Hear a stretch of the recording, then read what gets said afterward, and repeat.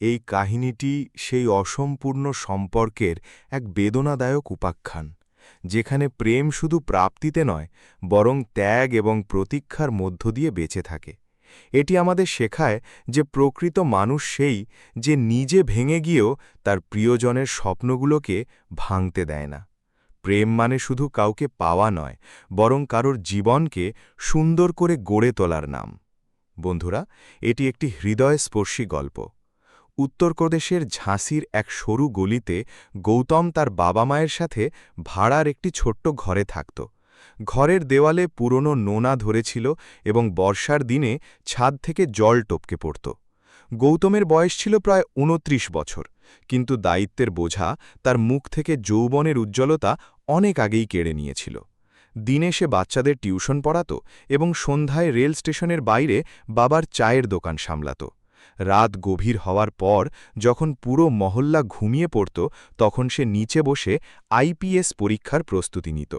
তার চোখে ক্লান্তি থাকলেও সেই ক্লান্ত চোখের ভেতরে একটি জেদ তখনও বেঁচেছিল। গৌতমের বাবা হরিনারায়ণ মিশ্র রেল স্টেশনের বাইরে বহু বছর ধরে চা বিক্রি করছিলেন। কনকনে ঠান্ডা, বৃষ্টি এবং অসুস্থতা সত্ত্বেও তিনি কখনও কাজ ছাড়ার কথা ভাবেননি। তার শরীর এখন দুর্বল হয়ে গিয়েছিল, কিন্তু ছেলের স্বপ্ন তাকে এখনও ভেঙে পড়তে দেয়নি। তিনি প্রায়ই গভীর রাত পর্যন্ত দোকানে দাঁড়িয়ে থাকতেন এবং ফেরার পথে সারা রাস্তা গৌতমের পড়াশোনার কথা ভাবতেন। তার বিশ্বাস ছিল যে তার ছেলে একদিন বড় উর্দি পরে এই দারিদ্র্য থেকে পুরো পরিবারকে বের করে নিয়ে আসবে। এই আশাই ছিল তার বৃদ্ধ শরীরের শেষ শক্তি। কমলা দেবীর জীবনও ত্যাগ আর অভিজ্ঞতার মধ্যে দিয়ে কাটছিল। তিনি সারা দিন ঘর সামলাতেন এবং রাতে কাপড় সেলাই করে কিছু টাকা জমানোর চেষ্টা করতেন। অনেক সময় ঘরে এত কম খাবার থাকত যে তিনি নিজে ক্ষুধার্ত থাকতেন, কিন্তু গৌতমের থালা কখনো খালি হতে দিতেন না। তিনি একে একে তার সব গয়না বিক্রি করে দিয়েছিলেন, যাতে ছেলের পরীক্ষার ফি এবং বইপত্রের খরচ মেটানো যায়। কমলাদেবীর মুখে সবসময় একটি শান্ত হাসি থাকত, কিন্তু তার চোখে লুকিয়ে থাকা দুশ্চিন্তা পরিষ্কার দেখা যেত। তার ভয় ছিল যে দারিদ্র্য যেন তার ছেলের স্বপ্নকেও গিলে না ফেলে। এই সংগ্রামের মাঝেই ঝাঁসির অন্য প্রান্তে লতা তার মায়ের সাথে থাকত। তার বয়স ছিল প্রায় ২৭ বছর। ছোটবেলাতেই তার বাবার মৃত্যু হয়েছিল, যার পর ঘরের পুরো দায়িত্ব তার মা সারদা দেবীর ওপর এসে পড়েছিল। সারদা দেবী মানুষের কাপড় সেলাই করে কোনো মতে সংসার চালাতেন। লতা পড়াশোনায় খুব মেধাবী ছিল এবং ছোটবেলা থেকেই প্রশাসনিক সেবায় যাওয়ার স্বপ্ন দেখত। কিন্তু আর্থিক অনটন তার পথকে সবসময় কঠিন করে তুলেছিল। অনেক সময় ফি জমা দেওয়ার জন্য তাকে নিজের প্রয়োজন ত্যাগ করতে হতো। তবুও সে কখনো নিজের স্বপ্নকে ছোট হতে দেয়নি। লতা রোজ সন্ধ্যায় শহরের একটি লাইব্রেরিতে পড়তে যেত। সেখানেই গৌতমের সাথে তার প্রথম দেখা হয়েছিল। শুরুতে দুজনে শুধু একে অপরকে দেখত। গৌতম সবসময় বইয়ে ডুবে থাকত, অন্যদিকে লতা চুপচাপ এক কোণে বসে পড়াশোনা করত। ধীরে ধীরে দুজনে একে অপরের সংগ্রামকে অনুভব করতে শুরু করল। লতা দেখল যে গৌতম অনেক সময় না খেয়ে ঘণ্টার পর ঘণ্টা পড়াশোনা করে। অন্যদিকে গৌতম বুঝতে পারল যে লতাও জীবনের সাথে ক্রমাগত লড়াই করে চলেছে। দুজনের মধ্যে আপনত্ব শব্দের মাধ্যমে নয়, বরং একে অপরের কষ্ট বোঝার মাধ্যমে তৈরি হয়েছিল। সময়ের সাথে সাথে তাদের দেখা হওয়া বাড়তে লাগল। কখনো নোটস আদান প্রদান হতো, কখনো পরীক্ষা সংক্রান্ত কথা। কিন্তু এসবের মাঝে সবচেয়ে গভীর বিষয় ছিল একে অপরের সংগ্রামের প্রতি শ্রদ্ধা। লতার কাছে গৌতমের সবচেয়ে ভালো দিকটি মনে হতো এই যে এত কঠিন পরিস্থিতির মধ্যেও তার ভেতরে কোনো তিক্ততা ছিল না। সে তার বাবা মায়ের জন্য যেভাবে দিন রাত পরিশ্রম করত, সেই বিষয়টি লতার মনকে গভীরভাবে ছুঁয়ে যেত। অন্যদিকে গৌতম লতার চোখে এক অদ্ভুত সাহস দেখতে পেত। তার মনে হতো এই মেয়েটি বাইরে থেকে শান্ত হলেও ভেতর থেকে অত্যন্ত মজবুত। ধীরে ধীরে দুই পরিবারও এই সম্পর্কের কথা জানতে পারল। কমলা দেবী প্রথম দেখাতেই লতাকে পছন্দ করে ফেলেছিলেন। তার মনে হয়েছিল এই মেয়েটি তাদের ভেঙে যাওয়া ঘরে আবার শান্তি ফিরিয়ে আনতে পারে। ওদিকে সারদা দেবীও গৌতমের সংগ্রাম এবং তার সংস্কার দেখে তাকে মেনে নিয়েছিলেন। দুই পরিবারের কাছে টাকা ছিল না, কিন্তু সম্পর্কে সততা ছিল। অবশেষে একটি ছোট মন্দিরে সাধারণভাবে দুজনের বিয়ে ঠিক হল। বিয়ের দিন কোনো ব্যান্ড বা বড় সাজসজ্জা ছিল না, এমনকি কোনো আড়ম্বরও ছিল না। মন্দিরের ঘণ্টা এবং কিছু ঘনিষ্ঠ মানুষের উপস্থিতিতে গৌতম ও লতা 7 পাকে বাধা পড়ল। সেদিন দুজনের মুখে বিশাল কোনো হাসি না থাকলেও এক গভীর শান্তি অবশ্যই ছিল। বিয়ের পর লতা সেই ছোট্ট ঘরেই গৌতম এবং তার বাবা মায়ের সাথে থাকতে শুরু করল। ঘরে অভাব ছিল, কিন্তু আপনত্ব ছিল। প্রতি সকালে লতা ঘরের কাজ শেষ করে নিজেও পড়াশুনো করত এবং গৌতমকেও পড়ার জন্য উৎসাহিত করত। দুজনে মিলে ঠিক করেছিল যে পরিস্থিতি যতই কঠিন হোক না কেন, তারা তাদের স্বপ্নকে ভাঙতে দেবে না। কিন্তু জীবন ধীরে ধীরে আরও কঠোর হতে লাগল। বাবার অসুস্থতা বাড়তে শুরু করল, ঘরের ভাড়া বেড়ে গেল এবং আয় ক্রমাগত কম হতে থাকল। অনেক রাত এমন কাটত যখন গৌতম সারা রাত জেগে পড়াশোনা করত এবং সকালে দুশ্চিন্তা ভরা চোখে কাজে বেরিয়ে যেত। এক রাতে ঝাঁসিতে প্রচণ্ড বৃষ্টি হচ্ছিল। ঘরের ছাদ দিয়ে জল পড়ছিল এবং বাইরে অন্ধকার ছড়িয়েছিল। সেই রাতেই হরিনারায়ণ মিশ্রের শরীর হঠাৎ খারাপ হয়ে গেল। ওষুধের জন্যে টাকা খুব কম ছিল, অথচ পরের দিন গৌতমের পরীক্ষার প্রয়োজনীয় বই কেনার কথা ছিল। তবুও গৌতম বাবার জন্যে ওষুধ নিয়ে এলো।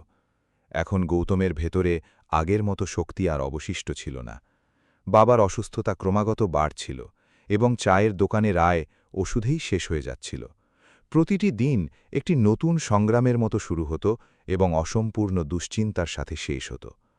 হরিনারায়ণ মিশ্রের শরীর দিন দিন দুর্বল হতে থাকল। অনেক সময় চা বানানোর সময় তার হাত এতটাই কাঁপত যে গরম চা নিচে পড়ে যেত। তবুও তিনি দোকান বন্ধ করতে রাজি হতেন না, কারণ তার ভয় ছিল যে এই সামান্য আয়টুকু বন্ধ হয়ে গেলে ঘরের উনুন জ্বলবে না। গৌতম সকালে টিউশন পড়াতে যেত, দুপুরে স্টেশনে বাবার হাতে হাত লাগাত এবং রাতে পড়াশোনা করতে বসত। কিন্তু এখন তার শরীর জবাব দিতে শুরু করেছিল। অনেক রাত এমন কাটত যখন বই খোলা থাকত, কিন্তু তার চোখ ক্লান্তিতে বুজে আসত। দায়িত্ববোধ ধীরে ধীরে তার স্বপ্নের উজ্জ্বলতাকে ম্লান করতে শুরু করেছিল। লতা এসব চুপচাপ দেখছিল। বিয়ের পর সে কখনো নিজের জন্যে আলাদা জীবন চায়নি। তার প্রতিটি দিন এই পরিবারের মাঝেই কাটত। সে ঘর সামলাত, কমলাদেবীকে সাহায্য করত এবং গৌতমকে ভেঙে পড়া থেকে বাঁচানোর চেষ্টা করত। কিন্তু এখন সে অনুভব করতে পারছিল যে পরিস্থিতি গৌতমকে ভেতর থেকে শেষ করে দিচ্ছে। অনেকবার সে তাকে গভীর রাত পর্যন্ত বইয়ের সামনে বসে থাকতে দেখত, কিন্তু তার চোখে পড়াশোনার চেয়ে বেশি দুশ্চিন্তাই দেখা যেত। সে বুঝে গিয়েছিল যে গৌতম এখন শুধু নিজের স্বপ্নের সাথে নয়, বরং পুরো পরিবারের অস্তিত্ব রক্ষার লড়াই লড়ছে। এরই মধ্যে এক দুপুরে লতার মা সারদা দেবী হঠাৎ গৌতমের বাড়িতে পৌঁছলেন।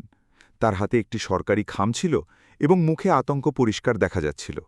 তিনি সরাসরি লতার কাছে গেলেন এবং সেই চিঠিটি তার হাতে দিয়ে দিলেন। লতা খামটি খুলতেই তার নিঃশ্বাস যেন থমকে গেল। বহু বছর আগে দেওয়া পরীক্ষা এবং ইন্টারভিউয়ের ভিত্তিতে তার নির্বাচন পুলিশ সেবা প্রশিক্ষণের জন্য হয়ে গিয়েছিল।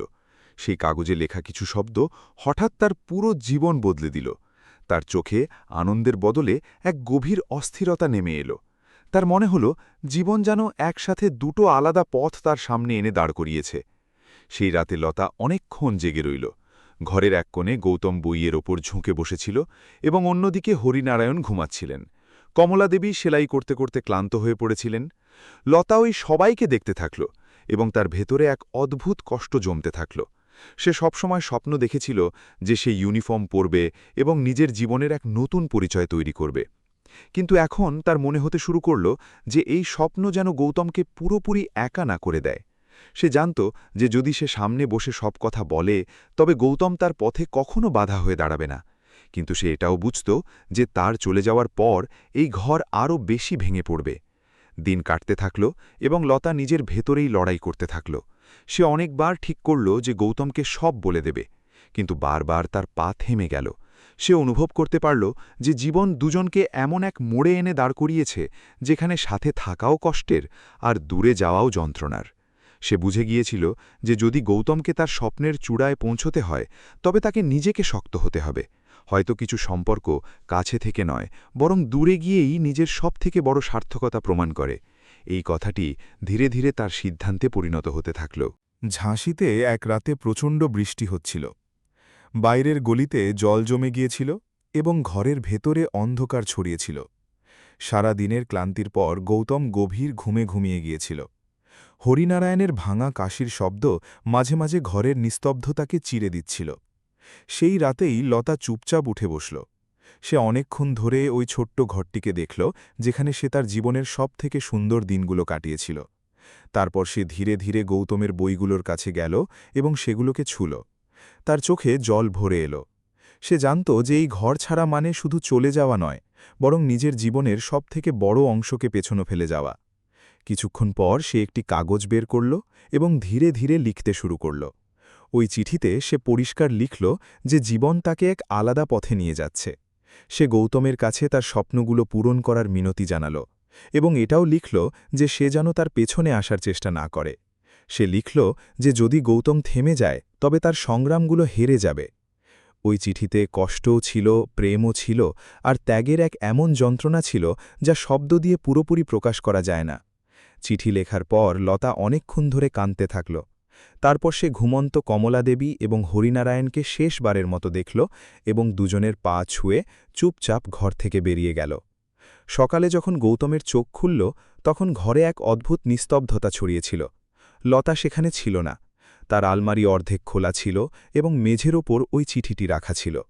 গৌতম কাঁপানো হাতে ওই কাগজটি খুলল। প্রতিটি শব্দ তার ভেতরে কোনো গভীর ক্ষতের মতো গেঁথে যেতে থাকল। কিছুক্ষণ পরে এসে কিছু না ভেবেই ঘর থেকে বেরিয়ে পড়ল। তখনও হালকা হালকা বৃষ্টি হচ্ছিল। প্রথমে সে সারদা দেবীর বাড়িতে গেল, কিন্তু সেখানেও শূন্যতা তার জন্য অপেক্ষা করছিল। এরপর সে দৌড়াতে দৌড়াতে রেলওয়ে স্টেশনে পৌঁছল। প্ল্যাটফর্মে আসা যাওয়া করা ট্রেনগুলোর ভিড়ে সে প্রতিটি মুখে শুধু লতাকেই খুঁজতে থাকল। কিন্তু চলে যাওয়া প্রতিটি ট্রেনের সাথে তার আশাও ধীরে ধীরে তার থেকে দূরে চলে যেতে থাকল। ওই দিন সন্ধ্যায় গৌতম রেলওয়ে স্টেশনের একটি বেঞ্চে অনেকক্ষণ ধরে বসে থাকল। তার হাতে ছিল ওই চিঠিটি আর চোখের সামনে লতার মুখ। ট্রেনের আওয়াজ বারবার কানে আসছিল, কিন্তু তার ভেতরে সবকিছু শান্ত হয়ে গিয়েছিল। জীবন তার থেকে তার সবথেকে বড় অবলম্বন কেড়ে নিয়েছিল এবং এখন তার সামনে শুধু দীর্ঘ একাকী আর কষ্টে ভরা পথ পড়েছিল। যখন গৌতম বাড়িতে ফিরল, তখন ঘরের নিস্তব্ধতা আগের চেয়েও বেশি ভারী মনে হচ্ছিল। কমলা দেবীর চোখ সারাদিন কান্নার পর বুজে গিয়েছিল, আর হরিনারায়ণ মিশ্র চুপচাপ দেওয়ালের দিকে তাকিয়েছিলেন। ওই ছোট্ট ঘরে এখন এমন এক অভাব ছড়িয়ে পড়েছিল যা কোনো শব্দ দিয়ে পূরণ করা সম্ভব নয়। লতা শুধু ঘর ছেড়ে চলে যায়নি, সেই ঘরের আনন্দও নিজের সাথে নিয়ে গিয়েছিল। গৌতম অনেক দিন পর্যন্ত কারুর সাথে ঠিকভাবে কথা বলতে পারল না। সে ঘণ্টার পর ঘণ্টা ওই জায়গায় বসে থাকত, যেখানে লতা একসময় বই গুছিয়ে রাখত।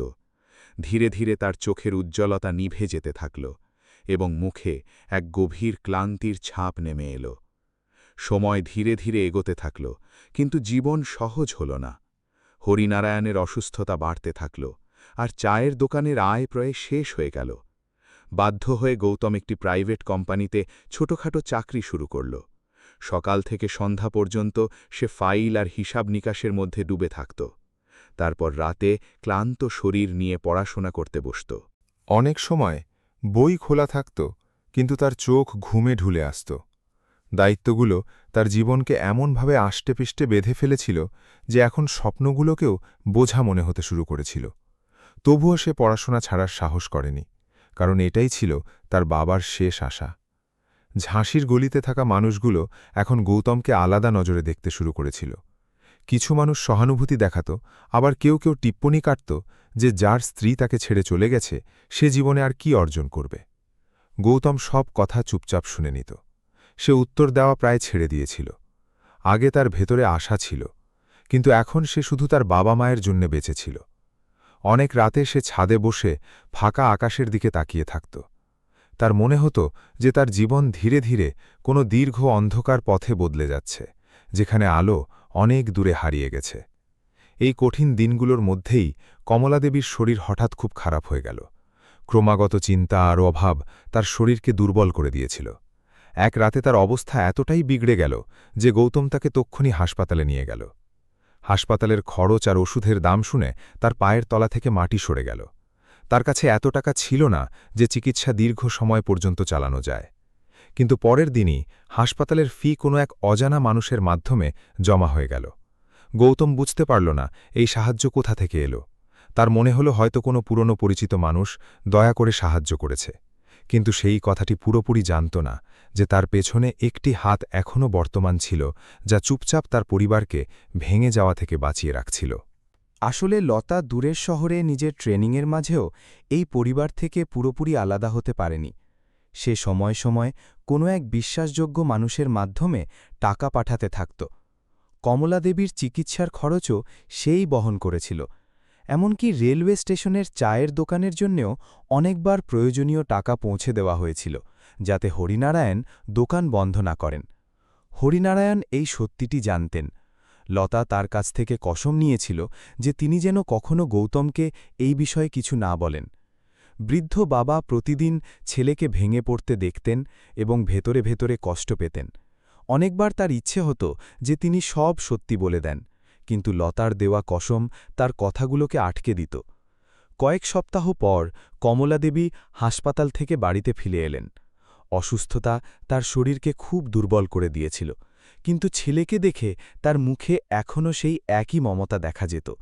গৌতম তাদের ওষুধ আর দেখাশোনার জন্যে নিজেকে পুরোপুরি বিলিয়ে দিয়েছিল। সে বুঝতে পারত না যে এত কঠিন সময়ে বারবার সাহায্য কোথা থেকে আসছে। অনেকবার সে হরিনারায়ণকে জিজ্ঞাসা করত, কিন্তু বারবার বৃদ্ধ বাবা চুপ হয়ে যেতেন। তার মুখে এক অদ্ভুত অস্থিরতা দেখা যেত। তিনি জানতেন যে মেয়েটিকে গৌতম তার জীবন থেকে দূরে ভেবে নিয়েছে, সে আসলে সব সময় ছায়ার মতো তাদের সাথেই ছিল। আজও সেই মেয়েটি এই ঘরকে ভেঙে যাওয়া থেকে বাঁচিয়ে রাখছে। সময় বয়ে চলল এবং সংগ্রাম ক্রমাগত বাড়তে লাগল। গৌতম বেশ কয়েকবার ইউপিএসসি পরীক্ষা দিল, কিন্তু প্রতিবার ব্যর্থতা তার সামনে এসে দাঁড়িয়ে যাচ্ছিল। কখনো কিছু কম নম্বর থাকত, কখনো চূড়ান্ত তালিকায় নাম আসত না। প্রতিটি ব্যর্থতা তার ভেতরে একটি নতুন ক্ষত রেখে যেত। অনেক সময় তার মনে হতো যে ভাগ্য হয়তো তার বিরুদ্ধাচরণ করছে, কিন্তু প্রতিবার যখন সে তার বাবার নিভে যাওয়া চোখে আশার এক সামান্য উজ্জ্বলতা দেখত, তখন সে আবার বইগুলোর সামনে গিয়ে বসত। তার শরীর ক্লান্ত হয়ে গিয়েছিল, কিন্তু তার ভেতরে একটি ছোট্ট জেদ তখনও বেঁচেছিল, যা হার মানতে রাজি ছিল না। ধীরে ধীরে ঝাঁসির সেই সরু গলিগুলো, সেই স্টেশন আর সেই সংগ্রাম গৌতমের জীবনের অংশ হয়ে গেল। মানুষ তাকে এক শান্ত, গম্ভীর এবং ভেঙে যাওয়া মানুষ হিসেবে গণ্য করতে শুরু করেছিল। কিন্তু তার শরীরে এখনও কোথাও না কোথাও একটা আগুন বাকি ছিল। সে ঠিক করে নিয়েছিল যে জীবন তার থেকে যতই কেড়ে নিক না কেন, সে তার বাবার স্বপ্ন অসম্পূর্ণ রাখবে না। সেই জেদ নিয়ে সে আরও একবার পরীক্ষা দিল।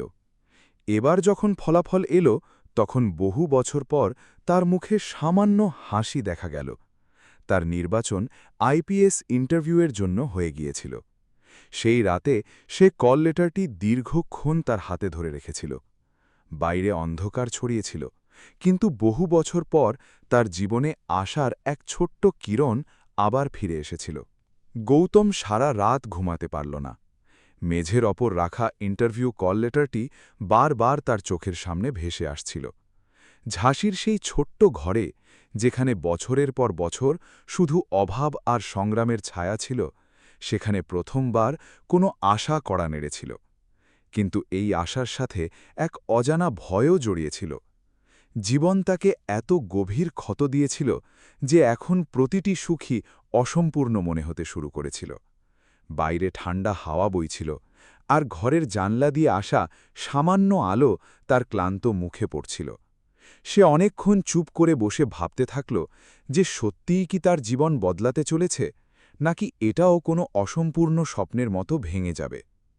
কিছুদিন পর গৌতম ইন্টারভিউয়ের জন্য দিল্লির উদ্দেশ্যে রওনা হল। ঝাঁসি রেলওয়ে স্টেশন থেকে ছেড়ে যাওয়া ট্রেনের সাথে সাথে তার চোখে বহু বছরের সংগ্রাম ভেসে উঠতে থাকল। সেই একই স্টেশন যেখানে সে একসময় লতাকে খুঁজতে খুঁজতে সারা রাত কাটিয়েছিল, আজ তাকে এক নতুন মোড়ের দিকে পাঠিয়ে দিচ্ছে।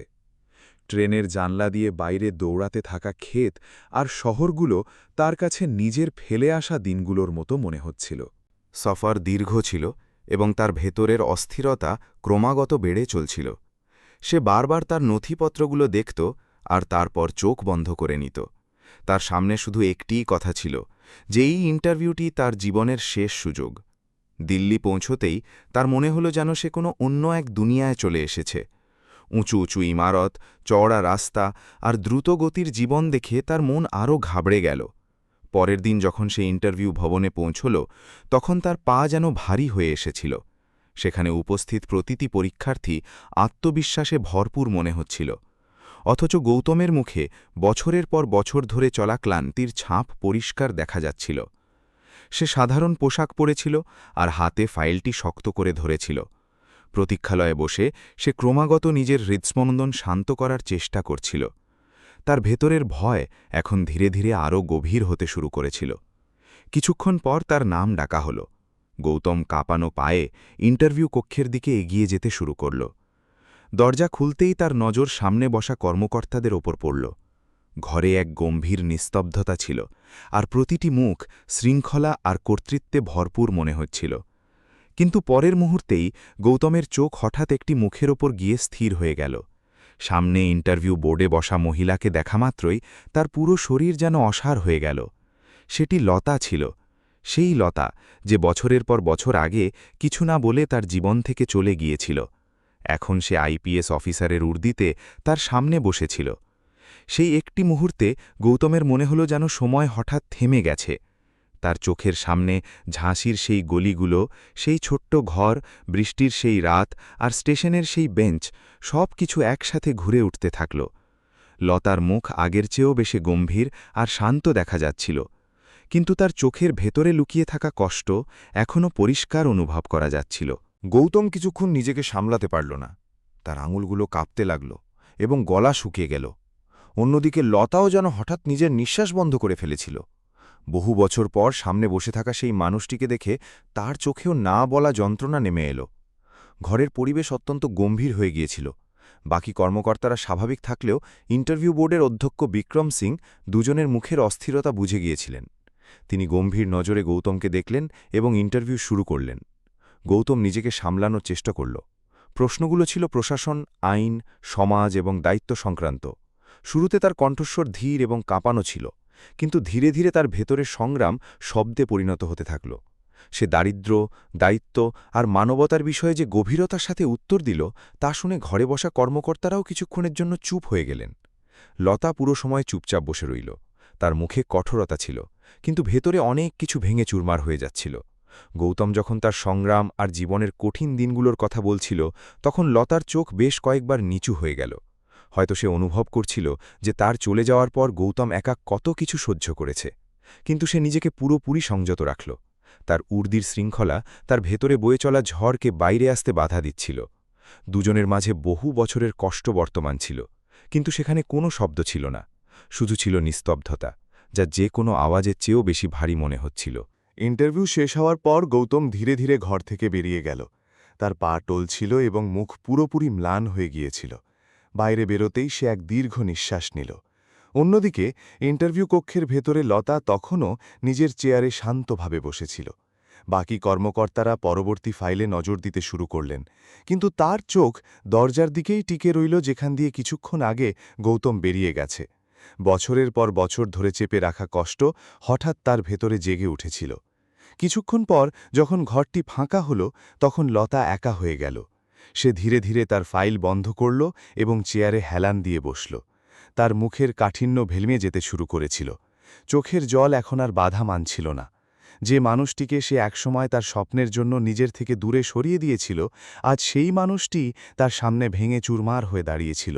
সে অনুভব করছিল যে সময় দুজনের থেকে অনেক কিছু কেড়ে নিয়েছে। সেই ফাঁকা ঘরে প্রথমবার একজন আইপিএস অফিসার নয়, বরং একজন হারিয়ে যাওয়া স্ত্রী চুপচাপ কাঁদছিল। দিল্লির সেই সন্ধ্যায় হালকা ঠান্ডা মিশেছিল।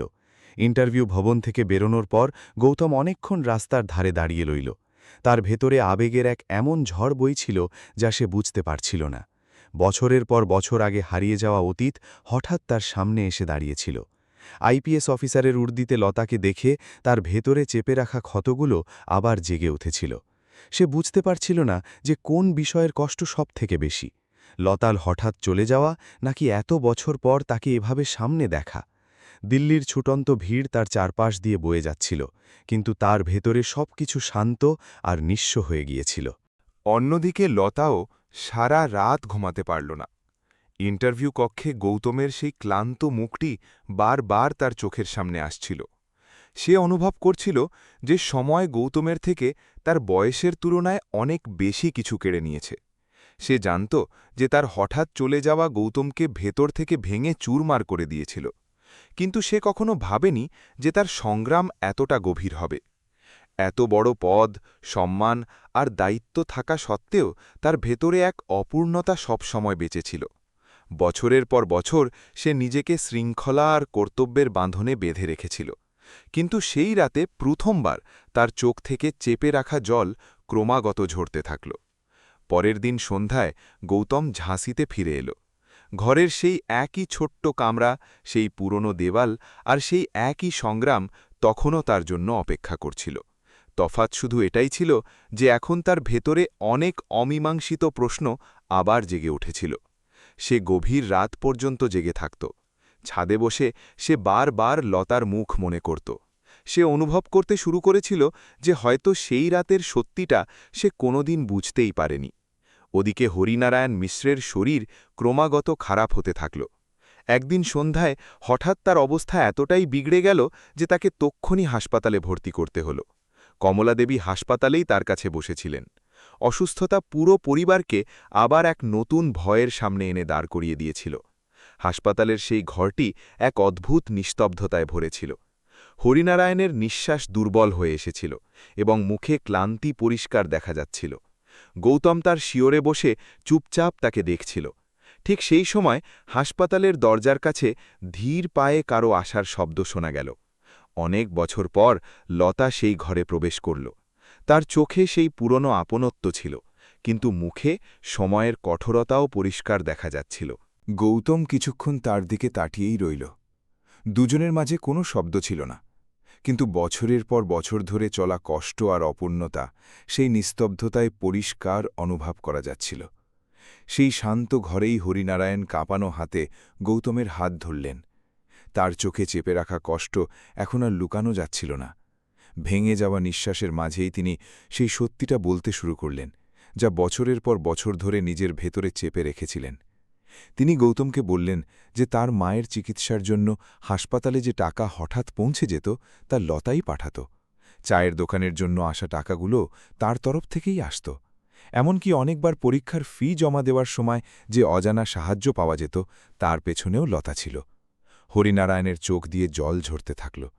তিনি বললেন যে লতা তার কাছ থেকে কসম নিয়েছিল যেন তিনি কোনোদিন গৌতমকে সত্যিটা না বলেন, কারণ সে চেয়েছিল গৌতম যেন কোনো মানসিক বোঝা ছাড়াই নিজের লক্ষ্যে পৌঁছতে পারে।